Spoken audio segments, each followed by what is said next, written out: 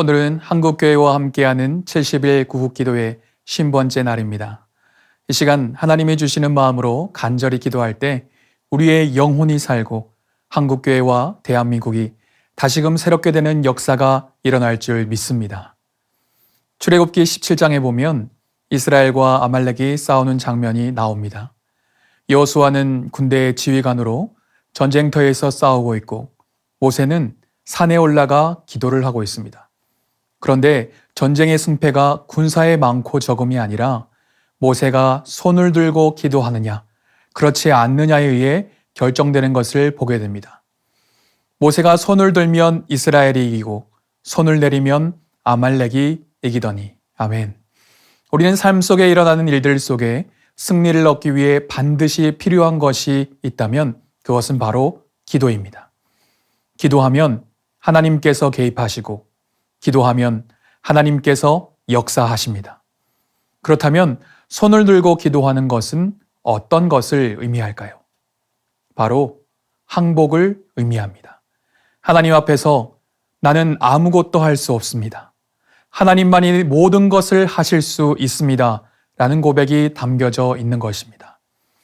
나라와 민족을 위해 기도할 때 어떤 마음으로 기도해야 할까요? 바로 모세가 손을 들고 기도했던 것처럼 이 나라와 민족을 바로 세우실 분은 하나님밖에 없습니다.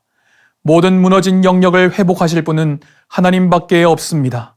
모든 것을 하나님께 맡겨드리며 기도해야 될 줄 믿습니다. 그런데 기도할 때 한 가지 필요한 자세가 있습니다. 바로 끈기 있는 기도입니다. 우리는 기도하자 지칠 때가 있습니다. 당장 눈앞에 보이는 변화가 없는데 지속적으로 기도하는 것이 힘들 때가 있습니다. 한두 번 기도는 했지만 많은 일들로 너무나 바쁘고 피곤해 어느 순간 기도가 뒷전이 될 때도 있습니다. 모세도 팔이 피곤해서 손이 내려가기도 하였습니다. 그런데 그때 여지없이 싸움에서 패배하였다는 것입니다. 기도를 멈추면 하나님의 역사를 볼 수가 없습니다. 기도를 멈추면 하나님이 주시는 승리를 맛볼 수 없습니다. 나라와 민족을 가슴에 품고 지금껏 간절히 기도해왔던 분들이 많을 것입니다. 소원하기는 기도의 손을 내리지 마십시오. 한번 기도를 시작했다면 끝까지 기도하시기를 바랍니다. 우리나라에 어떻게 복음이 들어올 수 있었습니까? 선교사님들이 생명을 걸고 예수 그리스도의 복음을 전했기 때문입니다. 수많은 선교사님들이 문전박대를 당했고 심지어 목숨까지 잃어버리기도 하였습니다. 만약 한 번, 두 번 복음을 전하다 전도의 문이 열리지 않는다고 포기했다면 지금 이 땅에 영광스러운 교회가 세워질 수 있었을까요? 수많은 성도들이 구원의 기쁨과 감격을 누리며 하나님을 찬송할 수 있었을까요? 끊임없이 기도하며 복음의 문을 두드렸기에 지금 우리가 이러한 은혜의 자리에 서 있는 줄 믿습니다.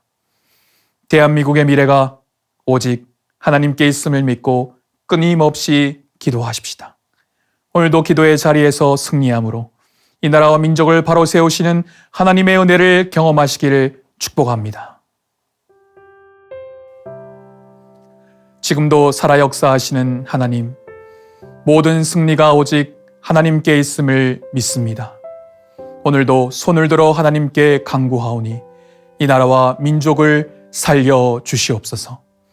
역사의 주관자 되신 하나님을 신뢰하오니 하나님의 마음에 합한 지도자를 세워 주시옵소서.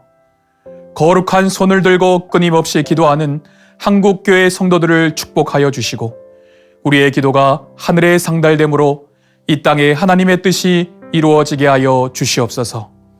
이 땅에 소망 되신 예수 그리스도의 이름으로 기도합니다. 아멘.